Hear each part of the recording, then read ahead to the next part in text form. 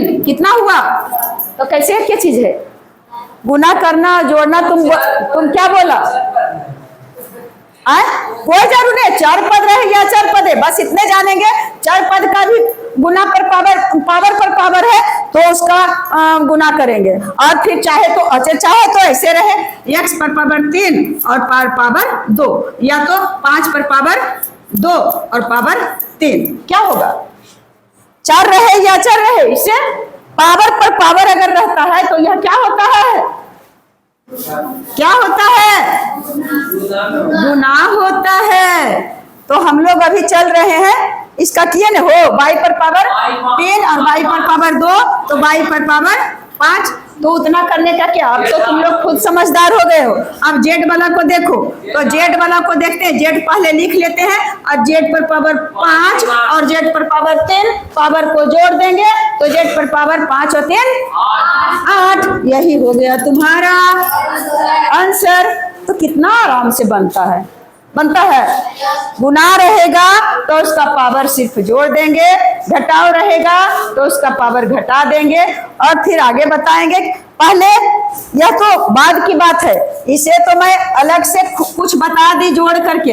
यह जो पेड़ आरेख द्वारा बीजीय व्यंजक समझाए, जिसमें हम एक बीजीय व्यंजक से पद को निकाले और इस पद के गुणनखंड को दर्शाए, और उस गुणनखंड के गुणनफल से जो पद का निर्माण होता है और इन पदों से जो बीजीय व्यंजक का निर्माण होता है, इसे आप लोग समझ गए? ईमानदारी से समझे? और अगर नहीं समझे तो आराम से बैठ करके बेंच पर खिलखिला करके हंसो, जिससे पढ़ाने वालों पर भी असर पड़े कि वो लगता है कि मुझे पढ़ाने में कुछ कमियां हैं।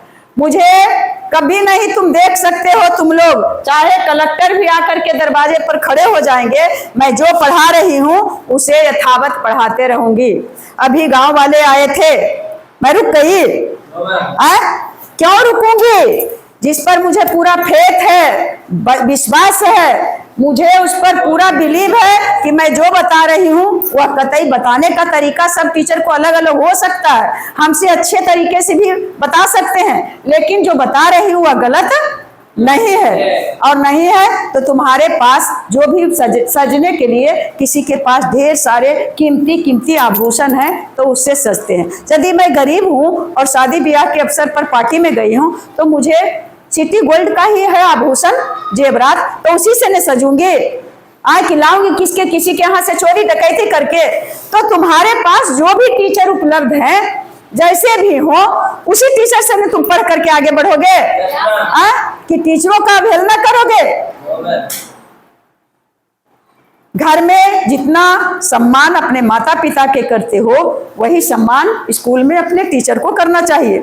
यदि जैसे माँ मारती है, डांटती है, पिताजी मारते हैं और डांटते हैं बुरे को अच्छे में बदलने के लिए, इसी तरह से तुम्हारे टीचर जी भी तुम्हें बुरी आदतों को छुड़ाने के लिए और अच्छी आदतों को पकड़ने के लिए डांटते हैं, है ना? इसलिए इस बातों को समझना चाहिए, उनका मजाक नहीं बनाना चाहिए। समझ गए बच्चे? तो थैंक यू। जय हिंद, जय भारत।